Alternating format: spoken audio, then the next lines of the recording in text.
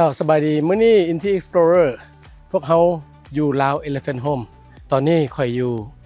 เขตป่าสงวนน้ำปุ๋ยแขวงสัญญาบุรีอยู่บริเวณบ้านธาตุขึ้นกับเมืองธงมีไซเนาะตอนนี้กำลังมาเยี่ยมยามแคมป์ที่คนลาวคนหนึ่งมีหัวคิดประดิษฐ์สร้างในการที่ว่าอยากให้นักท่องเที่ยวมามีประสบการณ์และมาเรียนรู้กับวิถีชีวิตของสร้างที่อยู่ในเขตป่าสงวนนี้และเขตเมืองธงมีไซนี่เป็นเขตที่ว่ามีสร้างทั้งสร้างเขาห้องว่าสร้างบ้านเนาะก็เป็นเขตที่มีสร้างค่อนข้างหลายเมื่อก่อนเขตดังกล่าวนี่เจ้าของสร้างมันอาศัยสร้างมาล่าแก้ไม้แต่หลังจากรัฐบาลเพิ่นปิดป่าแล้วก็คือสร้างบ่ได้มีเวียกแล้วเนาะก็เลยว่าเป็นค่าใช้จ่ายของบรรดาสร้างของบรรดาเจ้าของสร้างฉะนั้นท่านคำล่าเพิ่นมีหัวคิดประดิษฐ์สร้างเพราะว่าเฮ็ดแนวใดเฮ็ดให้ลักษณะว่าผู้ที่รักษาสร้างยังมีชีวิตการดำรงชีวิตที่ดีอยู่ฉะนั้นเพิ่นก็เลยสร้างแคมป์สร้างดังกล่าวนี้ขึ้นมาเพื่อว่าให้นักท่องเที่ยวเข้ามาเยี่ยมยามและในเวลาเดียวกันเงินที่เข้ามาหาแคมป์นี้ก็ถือว่าได้กระจายหรือว่าสร้างผลประโยชน์กลับคืนไปหาคนสร้างและช่วยรักษาอนุรักษ์สร้างของลาวเฮาให้เคียงคู่กับบ้านธาตุเมืองธงมีไซอยู่ในเขตดังกล่าวนี้นะจะเป็นแนวใดนั้นเดี๋ยว Inti Explorer จะพาไปเลาะชม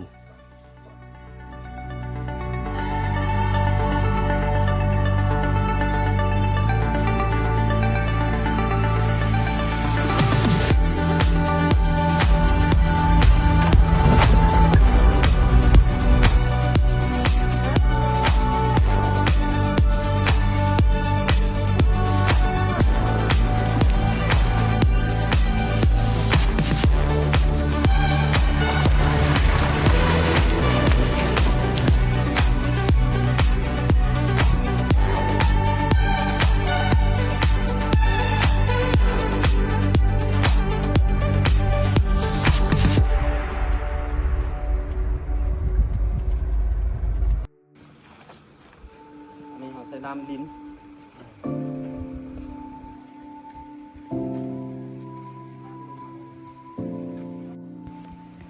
ถ้านึกถึงสร้าง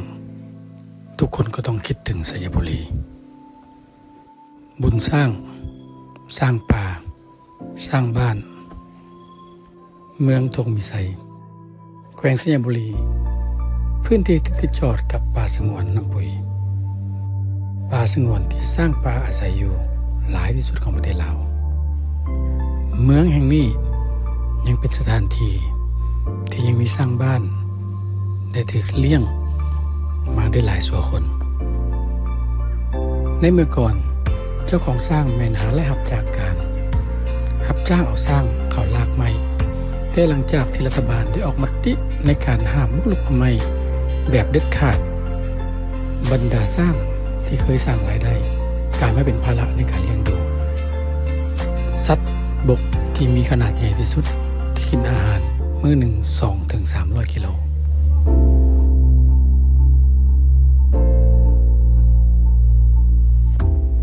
คำล่านักธุรกิจท้องถิ่น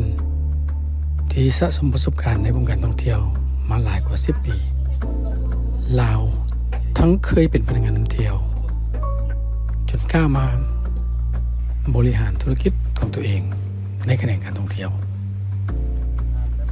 และมีความเข้าใจดีในการท่องเที่ยวอนุรักษ์แบบประชาชนเป็นส่วนร่วมโดยเฉพาะในกลุ่มนักท่องเที่ยวที่มีความสนใจทางด้านสร้างแล้วได้ร่วมกับชุมชนในการสร้างแคมป์สร้างที่มีชื่อว่าลาว Elephant Home ในเขตป่าแคมป์ห้วยซึ่งออกจากเทศบาลประมาณ10 กิโลเมตรถึงสภาพถนนจะขรุขระไฟฟ้าแม่นอิงใช้พลังงานทดแทนโซล่าและใดที่ใช้มาจากลำห้วยน้ำไส้มันต่อมาจากห้วยออกจากสัญญาณอินเทอร์เน็ตแบบว่าหลายคนขาดบ่ได้ในทุกมื้อนี้ที่พักทรงลาวแบบง่ายๆที่ใช้วัสดุพื้นบ้านการออกแบบที่ลงตัวและเลือกที่ตั้งไว้อย่างดีสำหรับคนที่มักวิวและที่สำคัญทีมงานแม่นชาวบ้านบรรดาเจ้าของสร้างและครอบครัวมาร่วมกันเฮ็ดเวียกเพื่อบริการแขกแนวความคิดของการท่องเที่ยวเน้นการมาพักผ่อน การไม่เห็นรู้วิถีชีวิตของชุมชนที่มีการผูกพันกับสร้างการมาอยู่เป็นแบบหมู่คู่ครอบครัวที่นอกจาก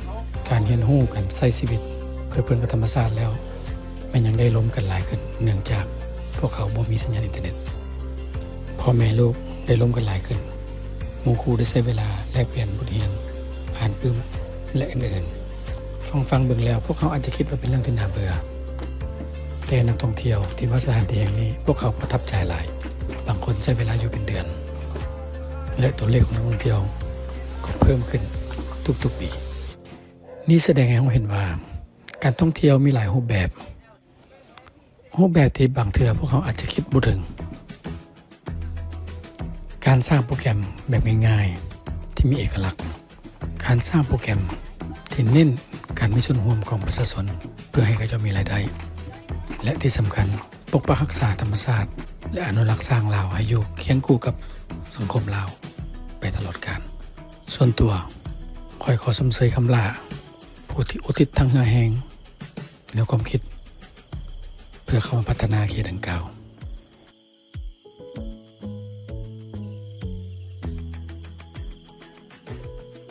ข้าพเจ้าคิดว่าอยากเป็นส่วนหนึ่งในการ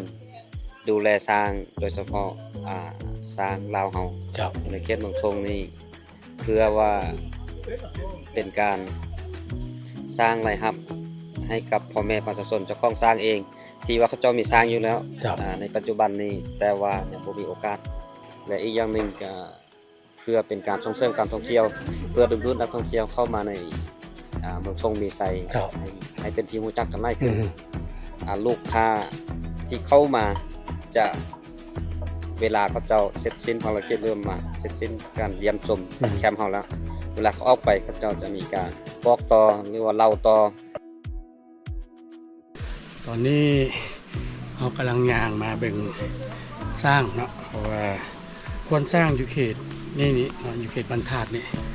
เพิ่นเอาสร้างเข้ามาปล่อยหมายความว่าให้มันหาอยู่กินด้วยตัวมันเองอยู่ในเขตป่าสงวนน้ำปุ๋ยนี่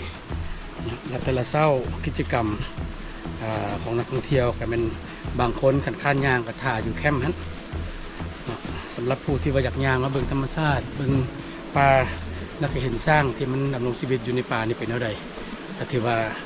ย่างมันมีได้จบไปแล้วเนาะทานสำหรับลาว Elephant Home ต้องขอขอบใจเบลล่ากรีนโตโยต้าธนาคาร LDB ในการสนับสนุนการสำรวจและท่องเที่ยวของ Inti Explorer ล้อท่าเบิ่งว่า Inti Explorer EP หน้าจะพาไปเที่ยวไปสำรวจสถานที่ใดนั้นติดตามชมได้